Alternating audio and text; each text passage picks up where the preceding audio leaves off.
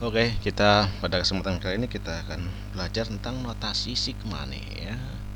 Pengantar untuk materi barisan dan deret.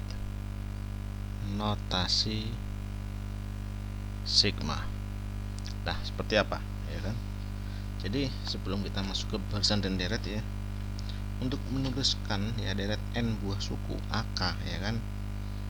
AK dengan K-nya itu sama dengan 1, 2, 3 dan seterusnya ya sampai dengan N itu kan, diperlukan ya suatu bentuk notasi yang singkat yang dinamakan sebagai notasi sigma. Sekali lagi dengan sebagai notasi sigma. Dan notasi sigma ini kan bisa juga sebagai notasi jumlah ya, karena digunakannya sebagai lambang Yunani sigma. Jadi kita tulisnya seperti ini, lambangnya sigma itu ya. Definisinya apa? Definisi itu misalkan ya kan, misalkan suatu barisan berhingga yaitu dengan A1, A2, A3 dan seterusnya sampai dengan AN gitu kan. Maka lambangnya ya kan, lambangnya kita tulis sebagai sigma ya kan, dari K sama dengan 1 sampai dengan N yaitu AK. Kalau K-nya 1 ya berarti di sini A1. A-nya 2, K-nya 2 kan urut gini. K-nya 1, mulainya 1 sampai dengan N. K1, 2, 3, 4, 5 dan seterusnya sampai dengan N. A1 ya berarti A1, K2, A2 dan seterusnya. Ya, itu menyatakan ya, menyatakan sebagai jumlah n suku pertama barisan ya kan, jumlah dari n suku pertama, karena sebagai notasi penjumlahan barisan apa ya ini saya tuliskan sigma untuk K sama dengan 1 sampai dengan N dari AK, yaitu jumlah kan dari A1 karena mulai 1, kalau bolehnya dari 0 K-nya K0 nih berarti kan A0 gitu kan, A1, A2 berarti K-nya 3 berarti A3 tambah dan seterusnya ditambah dengan A sampai dengan suku terakhir A ke N. Nah itu ya. N berapa nilai N-nya bebas, mau sampai 10, mau sampai 100 dan seterusnya ya. Nah ini sigma ini K sama dengan 1 sampai dengan N untuk AK dibaca ya sebagai jumlah AK untuk K sama dengan 1 sampai dengan N. Ya, huruf K ini dinamakan sebagai indeksnya ya kan, atau penunjuk atau variabel ya kan, dari penjumlahan atau indeks suku ke AK ini. Nah, bilangan 1 ya kan, apa namanya, menyatakan batas-batas penjumlahan 1 sampai dengan N. Mulainya 1, batasnya N. Kalau K-nya 2 berarti mulainya 2. Itu ya. Nah, ini daerah penjumlahan ini ya kan. Jika N-nya suatu bilangan asli ya kan, dan jumlah N suku pertama dari barisan AN itu biasanya disingkat dengan SN ya kan. Jadi bisa kalau dalam penjumlahan S itu sigma sebenarnya ya. Kita tuliskan sebagai SN. Nah, seperti ini ya. SN. SN K jumlah atau sigma sama nih. Ya, kita bisa dapatkan atau bisa tuliskan juga nih SN dalam rumus rekursi. Itu ketika S1 itu sama dengan A1 itu, atau S K plus 1 itu sama dengan SK ya kan, penjumlahan suku ke A ditambah dengan A K plus 1 untuk nilai K nya lebih besar dari sama dengan 1. Nah itu ya.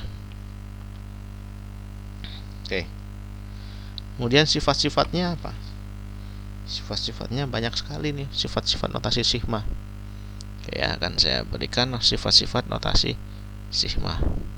Sifat nih, sifat-sifat Oke, kita lihat nih. Yang pertama nih, yang tadi udah ya, udah jelas yang tadi pertama itu. Sigma untuk K sama dengan 1 nih, dari AK sampai dengan N ya, itu sama dengan A1, A2, A3 ditambah dengan AN. Kemudian yang kedua, sigma untuk K sama dengan 1, N dari fungsi AK. Ini kita bisa sigma C, misalkan C sama dengan 1 ya, sampai dengan N berarti AC ya, sama nih sifatnya.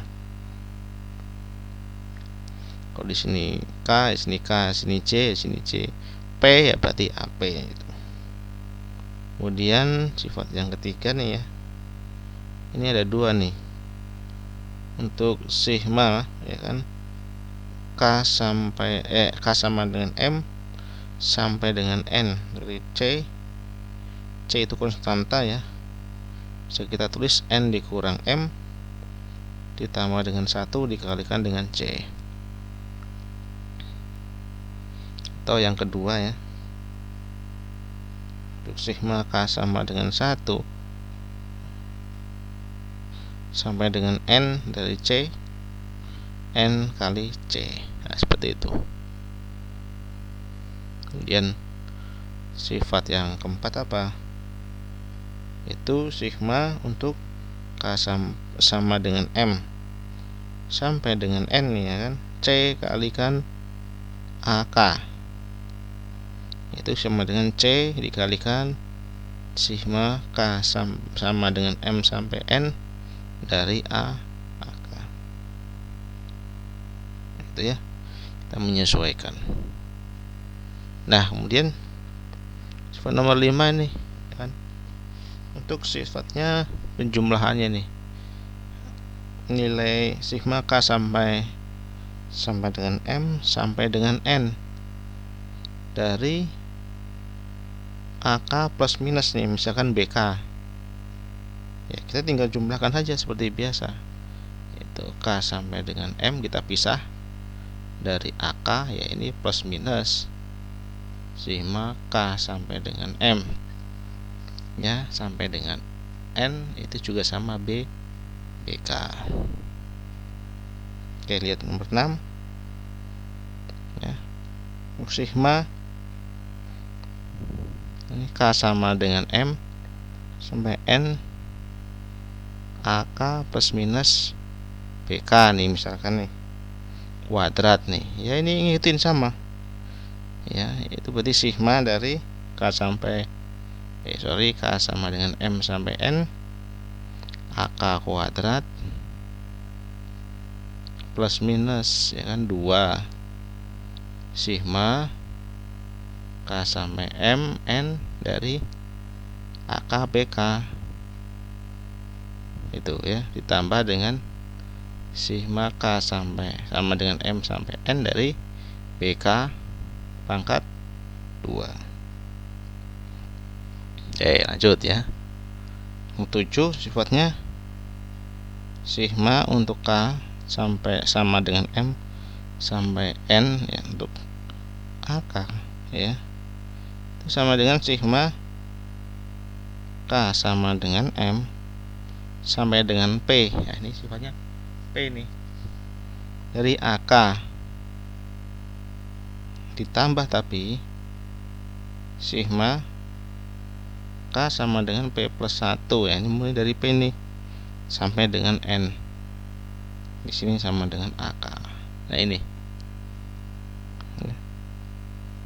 kemudian sifat yang nomor 8 nih, untuk sigma K sama dengan M N ya kan, AK ya sama dengan sigma apa, K sama dengan M kurang 1 ya, berarti sini juga sama N kurang 1 gitu.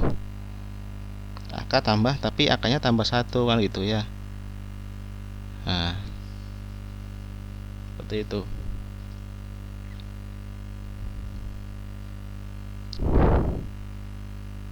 Ini sifat yang A. Yang B juga sama nih untuk perkaliannya. K sama dengan 1 ya, misalkan sampai N dari AK nih, sama nih, sama dengan sigma K sama dengan 0 ya, kurang 1 kan, N kurang 1 juga, tapi tambah AK ditambah dengan 1, atas kurang 1, bawah kurang 1, atas tambah 1, bawah tambah 1, maka sini mengurangi. Oh iya kan, gitu ya. Kemudian sifat yang C nih, untuk sigma K sama dengan M sampai dengan N dari AK, nanti harus juga penjumlahannya juga sama. K berarti sama dengan M tambah 1, berarti di sini N tambah 1 lah. Kalau ditambah berarti di sini dikurang kan gitu ya. Maka dikurang 1. Gitu ya. Kemudian sifat satu lagi, sifat terakhir, untuk sigma K sama dengan M ya kan, sama dengan sampai dengan M nih.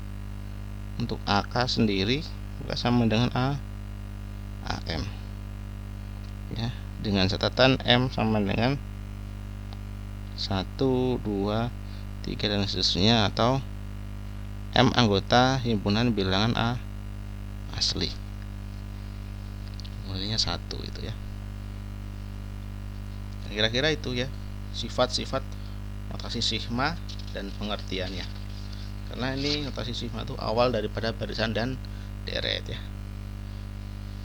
Semoga bisa dipahami ini.